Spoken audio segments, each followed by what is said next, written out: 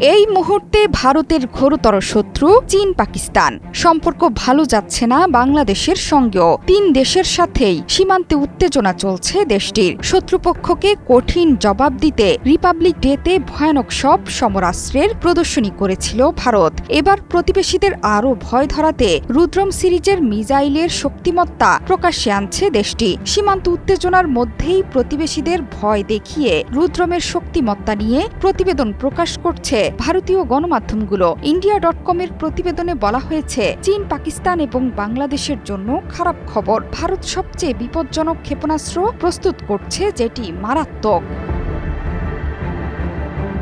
মূলত নজরদারির কাজে ভূমিতে থাকা শত্রুর রাডারকে গুঁড়িয়ে দিতে সক্ষম রুদ্রম সিরিজের ক্ষেপণাস্ত্রগুলো। ডিআরডিও বলছে, শত্রু শিবিরের জাতীয় প্রতিরক্ষার বেড়াজাল কাটিয়ে রুদ্রম রাডার ট্র্যাকিং ও শত্রুর যোগাযোগ ব্যবস্থা ছিন্ন করে দিতে পারে।